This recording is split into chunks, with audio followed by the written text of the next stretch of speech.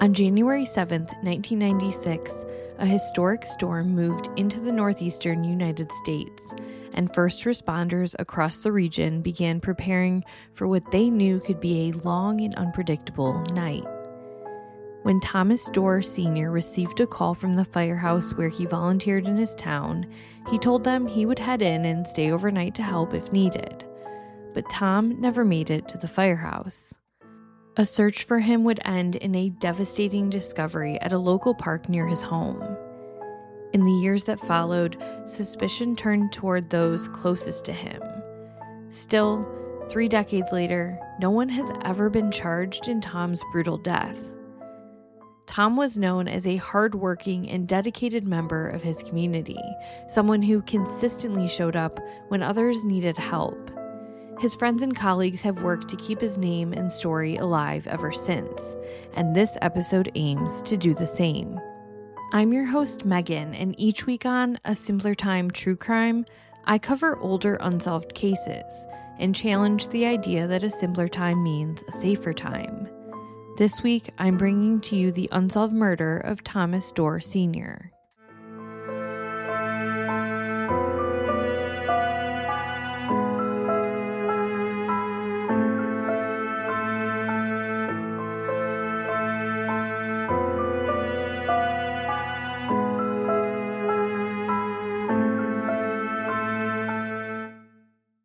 At the top of this episode, I want to highlight the reporting done by Adam Stone of the Examiner News.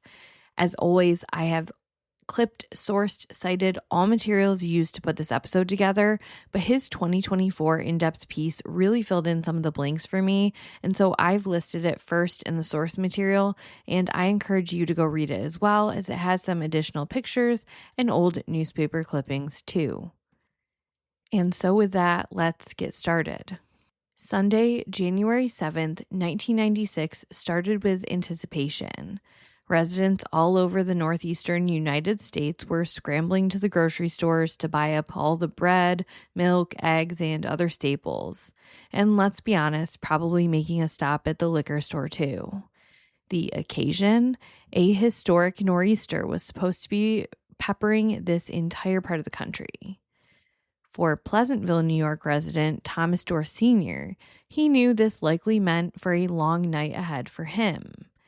You see, Thomas, who mostly went by Tom or Tommy by his friends, was a volunteer firefighter assigned to Pioneer Engine Company 1, one of 4 companies that make up the Pleasantville Volunteer Fire Department. Pleasantville is a village in the town of Mount Pleasant in Westchester County, situated roughly 30 miles north of New York City in the lower Hudson Valley. By midday on that Sunday, the storm was living up to its hype. There were blizzard-like conditions with winds whipping 50 miles per hour and snow accumulating at an alarming rate. So it was of no surprise to Tom when he received a call from the firehouse at about 5 p.m. asking him to come be on standby for emergencies overnight. Now, I want to highlight up front that there are 2 scenarios that get discussed interchangeably by law enforcement, Tom's colleagues, and news publications over the years. And I personally think this detail is pretty important to the chain of events, so I wish I knew the definitive answer. We know for sure he gets the call at 5 p.m. on that Sunday. What gets disputed was, did he get a call to physically go into the firehouse that night to be on standby for any emergencies? Or did standby in this case mean he stays home and just goes in if an emergency comes up? Because after all, he lived less than a mile from the firehouse. Based on my knowledge of how it typically works for small town volunteer fire departments, and I read up to confirm, usually it means going into the firehouse and just staying put. And there's a few reasons for that. 1, roads may become impassable or dangerous once the storm hits. 2, response times would be significantly delayed if volunteers had to travel in from home. 3, call volume typically increases during storms due to accidents, power lines being down, alarms, weather-related emergencies.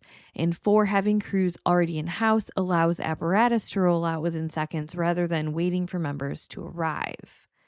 Having said that, I did read that some small town departments will keep supplemental coverage where they live nearby, they stay at home. It's like an additional layer to who is reporting to the firehouse, and it's possible that he was in this category. I grew up in a small town with a volunteer fire department, so I asked a guy Dan I went to school with who I know volunteers now. I said, "Hey, in this scenario, what happens?" And he said, "Well, Megan, it really could go either way.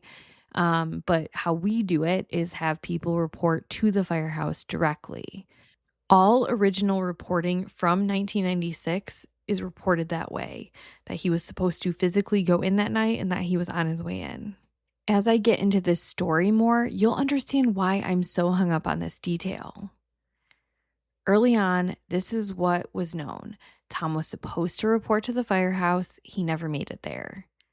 Something that points to the idea that he was supposed to just be on standby from home was that nobody in his fire department was concerned that he didn't report physically in person. And that would have been a big deal because Tom was known to be extremely dependable. He had volunteered for 20 years and was one of the most active members. In fact, his former chief would say in a later interview that if he ever needed help with something from coverage to a random project at the firehouse, he knew to call Tom and that Tom would come in. Over the course of that overnight, the storm delivered on its promises.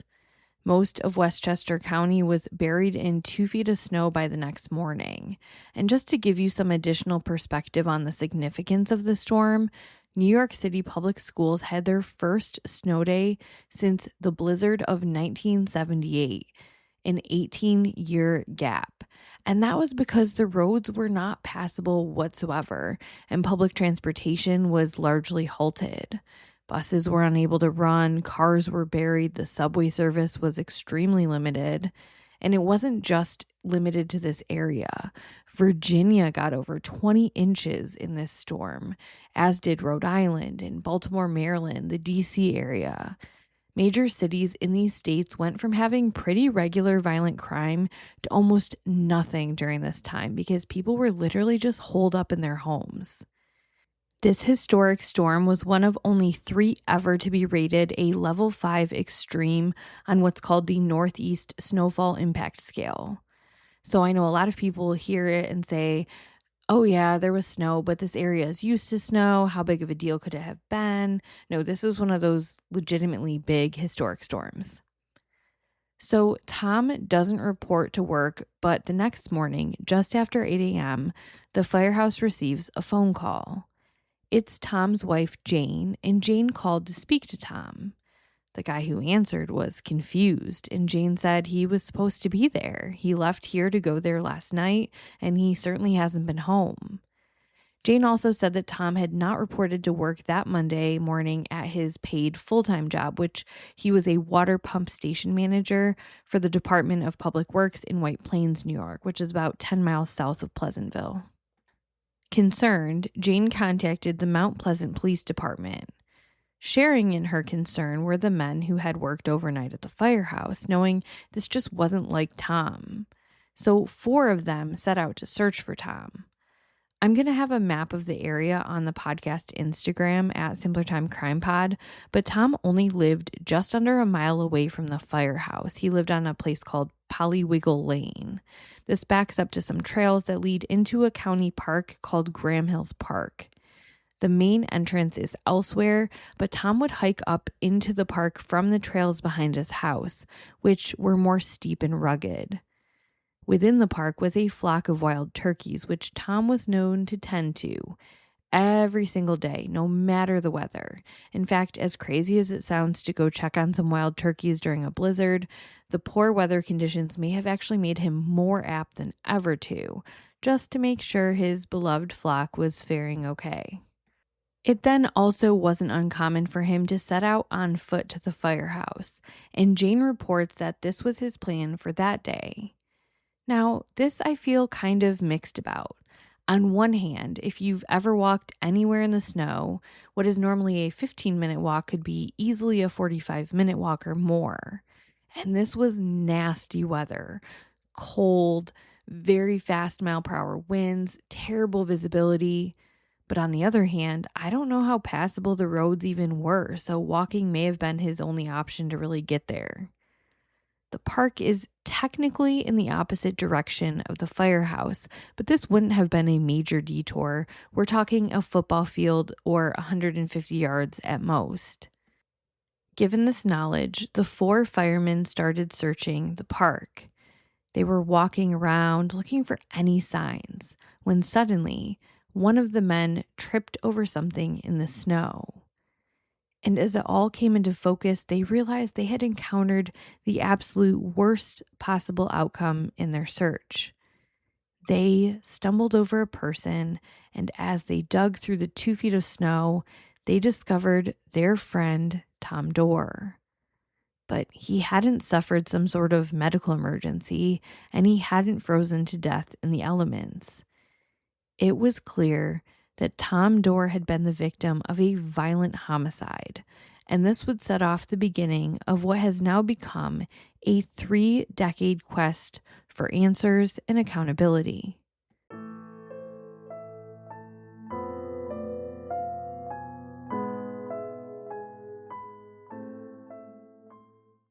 The scene was disturbing, and Mother Nature had done a number on evidence.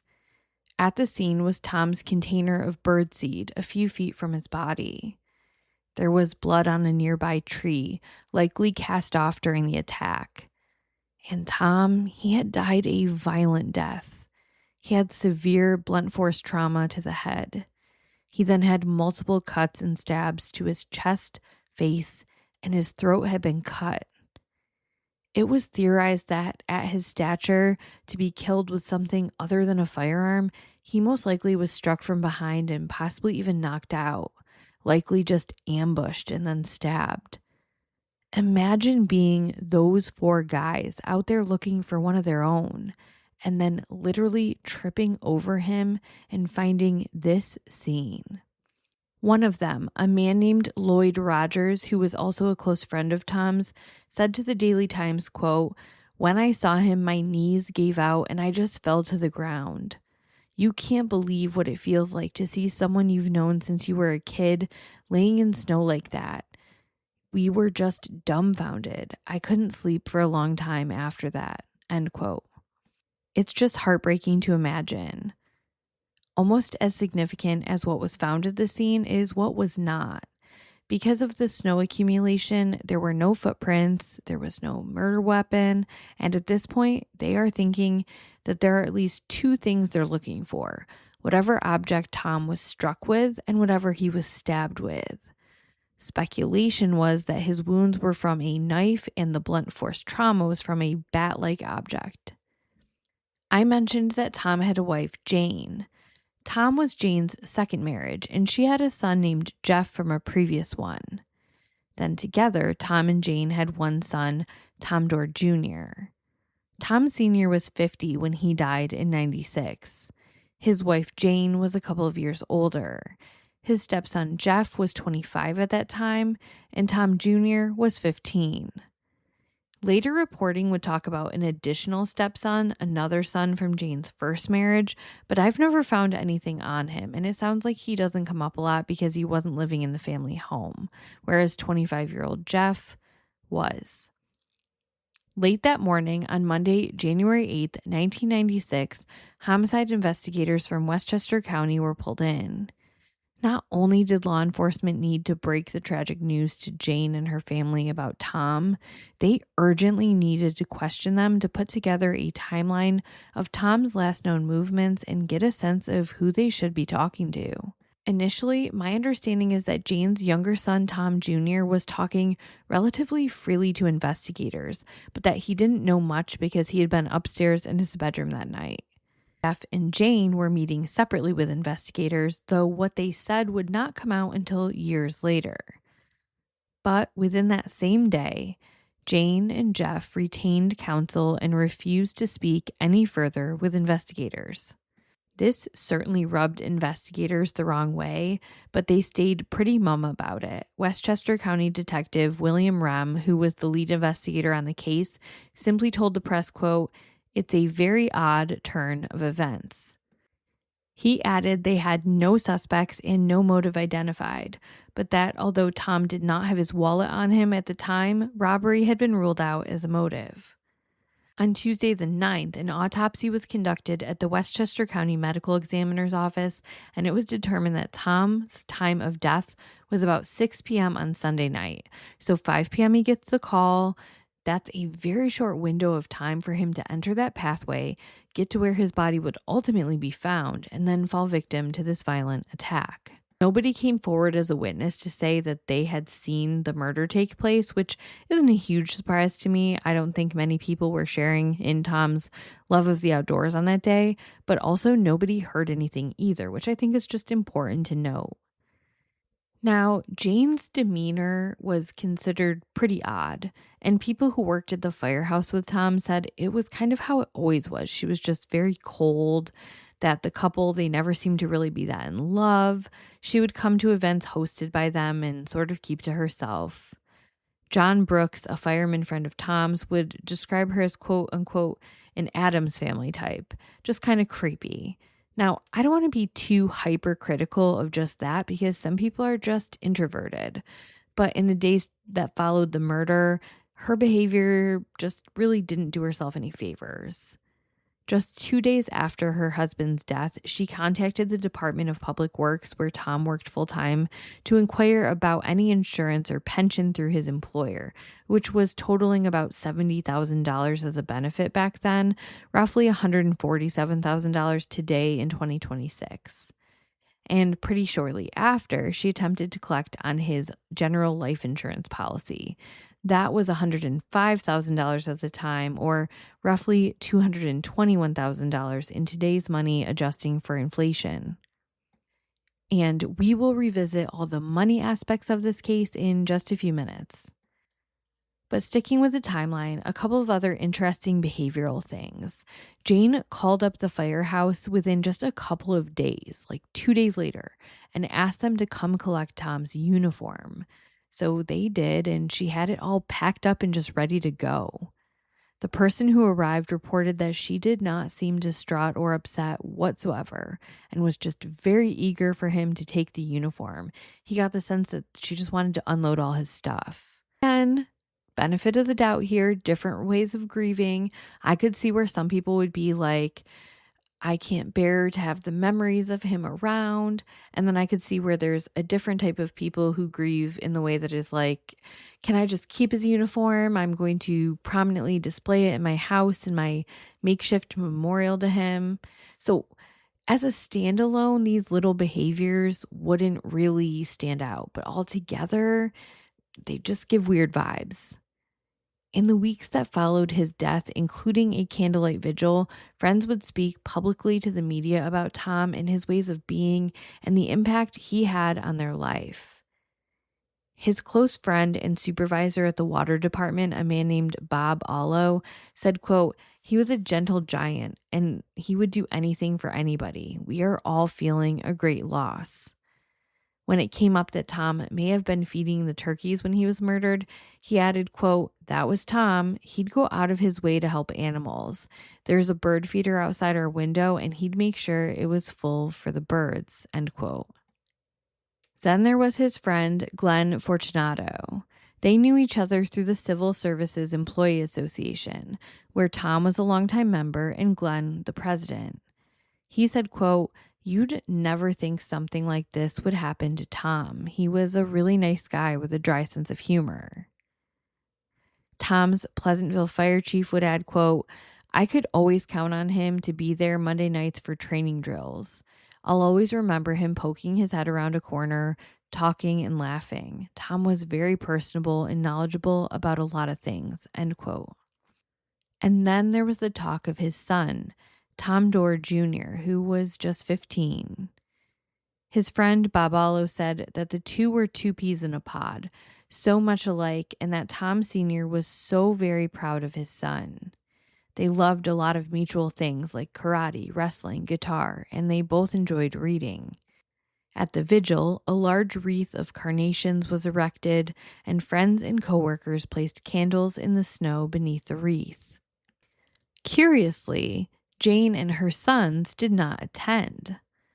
About a day after the vigil, Detective William Rem told the press that forensic evidence was being tested and they hoped to have results soon, maybe in a couple of weeks. Remember, though, forensics had a very different reach in 1996 versus now 30 years later. What exactly they were testing, it was unclear at that moment. He just simply said he believed the test results would shed a positive light on their investigation, and he left it at that. Later, it would be revealed that it was blood they were testing, but that the tests were unfortunately inconclusive. And so this cloud hung over the town. Reporting on the case died down, but residents still talked. And the firemen who volunteered with Tom, along with his coworkers at the water department, banded together to formalize a group called Friends of Tom Dorr. They began trying to raise money for a reward and plaster the community with flyers from Tom's case. They were determined to get answers for their friend. One poster read, "Firefighter Tom Dorr was murdered in the line of duty. We still care." And then it lists a bunch of people to call: the DA, the Westchester County Police, and the Gannett newspapers. And it says, "Tell them you care too." They also held a parade in his honor and in awareness. By July of 96, they were able to offer a $5,000 reward for information. But as promising as that sounds, it didn't seem to produce any major leads. And mind you, detectives were not just sitting around. They were constantly working this case, and they felt a strong motivation to solve the brutal homicide of a fellow first responder. So I do want to paint that picture, but in terms of what they were releasing to the public, it was very limited. And that, of course, makes people frustrated because as humans, we still kind of hold on to some of that object permanence mentality where if we can't see it for ourselves, it's not real, it's not happening. That's not to say you shouldn't advocate for a case or seek updates, quite the opposite. It's just that sometimes we know things can't be released publicly and police wish they could tell you why, but they can't to protect the integrity of the investigation. And that was definitely the case with Tom's case. The most that law enforcement would say was that there were people not cooperating and that it was making the investigation extremely difficult. So, what was Jane, Jeff, and Tom Jr. doing during this time? Oh, I'm so glad you asked. Jane had moved out of the area to Connecticut and changed her name back to her maiden name. And she brought her sons with her. After this, things cool off a bit. Local media coverage dies down, and really the case primarily gets covered on anniversaries. In 1999, a memorial tree was planted in Tom's memory in the park.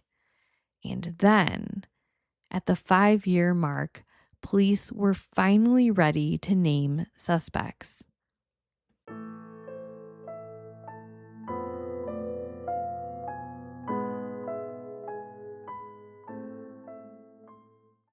For 5 years, the village of Pleasantville whispered rumors and held beliefs about the murder of Tom Dorr, but detectives working the case were tight-lipped.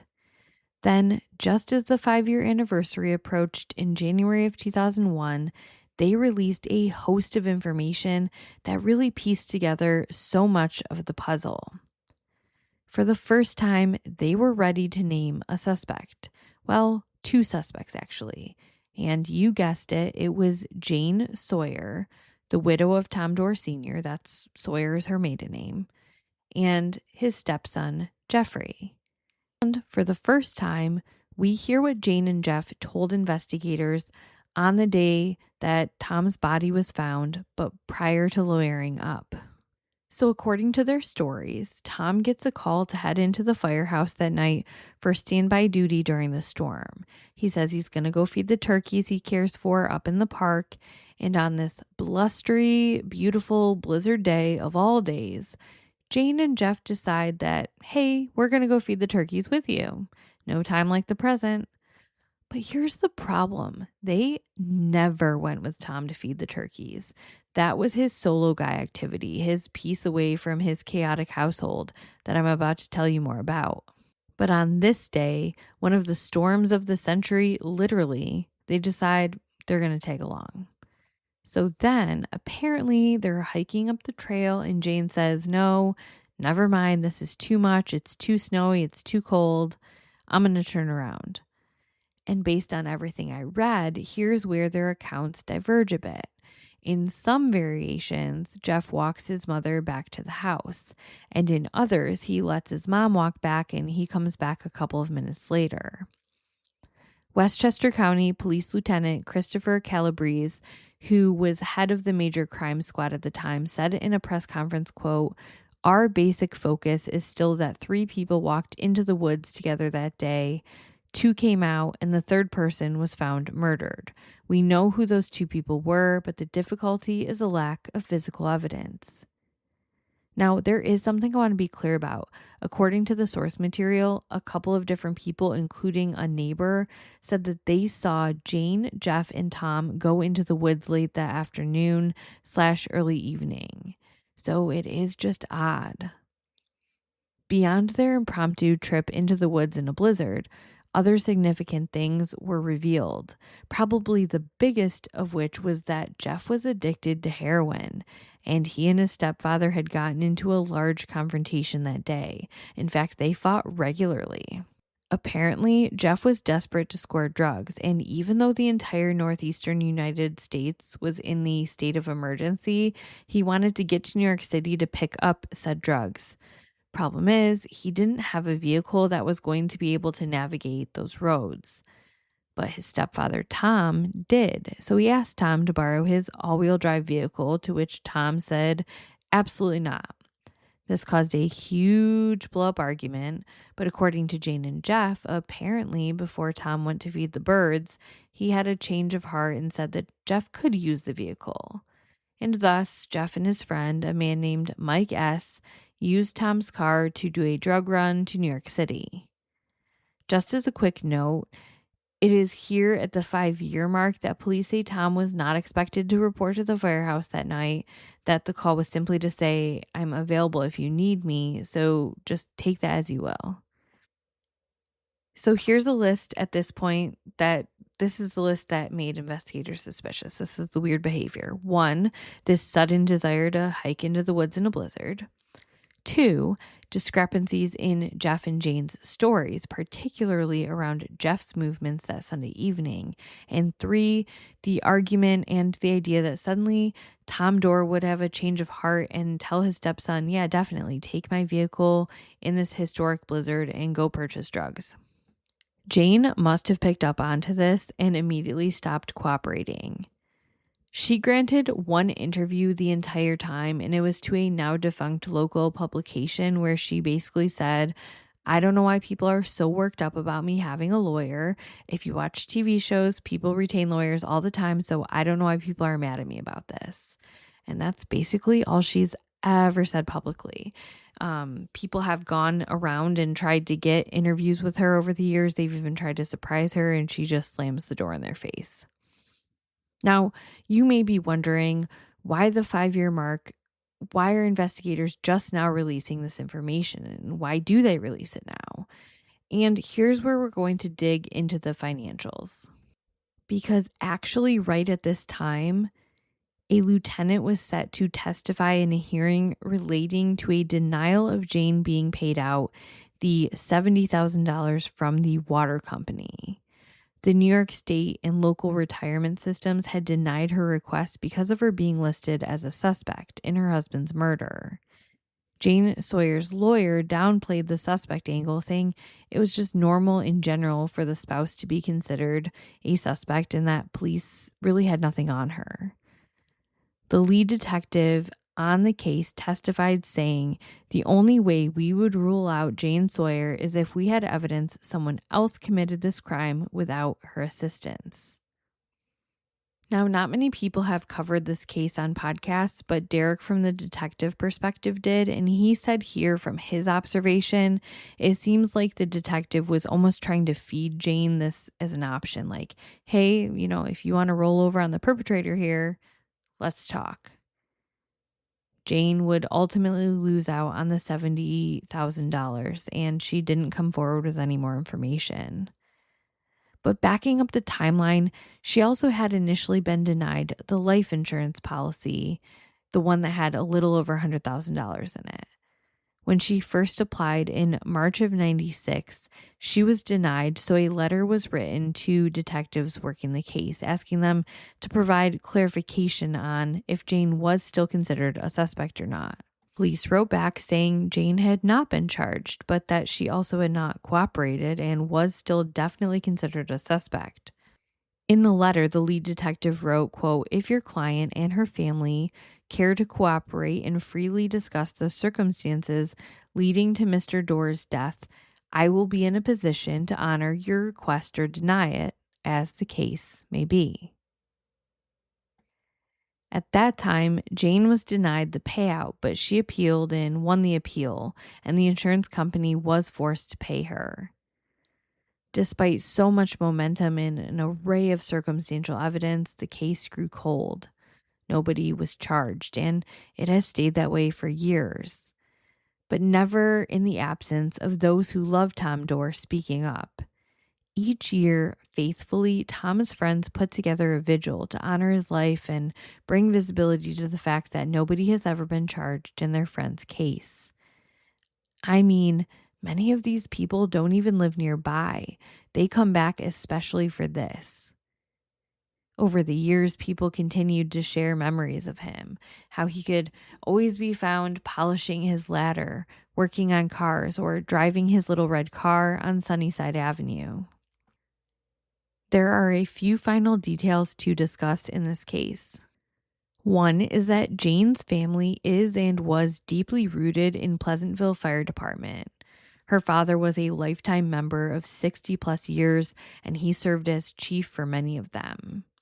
Her brother was in the department at the same time as Tom. Depending on who you talk to, it's brought up that it was just a weird dynamic having her family so entrenched in the department. One former volunteer said that her family basically was the heart of the department, and it was a small town where everyone knew everyone and everybody talked. But I do just want to point out that Tom's fellow volunteer firemen have been some of the biggest advocates in getting his case solved. They are steadfast in their determination to keep his name out there and to never let the world forget about it. So that's first and foremost. Another thing worth mentioning that came out over the years was that early on, detectives were able to reasonably determine that the scene had been tampered with in some way, enough that they felt confident they could proceed with those charges against the known suspects. But ultimately, they decided not to because it was a misdemeanor charge and the suspects might not even face jail time. So it was just not a good use of their resources. They really wanted to focus on the murder charges. Tom's biggest advocate in his case was his brother, who unfortunately developed dementia around 2014 and became unable to be a reliable point person. But he long discussed the case with his wife, and she was able to talk and give more information to Adam Stone of the Examiner News. She reported, and of course this is secondhand, but it does align with a lot of the case. She said that when detectives came to the house that afternoon to talk to Jane and Jeff, a fire had been burning in the fireplace, and remnants of a baseball bat were found in the fireplace. This baseball bat was typically kept by the front door, and it was no longer there. She also told Adam Stone that her husband kept a big file of information on the case and that she had recently, as recent as just a couple of years ago, turned it over to Tom's surviving son, Tom Dorr Jr. I can't personally speak for what Tom Dorr Jr. knows or doesn't know. He's in his 40s now, and according to that sister-in-law of Tom Sr., he's a wonderful man. I imagine that the pain of having to navigate what may have imploded in your family and the loyalty to your father, who was your idol that you looked up to, and your mother who gave birth to you and raised you, that just has to be so hard to reconcile. I just can't even imagine. But knowing that Tom's son has information at his fingertips now, that gives me hope. Besides Derek of Detective Perspective, Adam also ran the case by a renowned retired NCIS special agent, Joe Kennedy, who described the case as tough but not impossible to solve.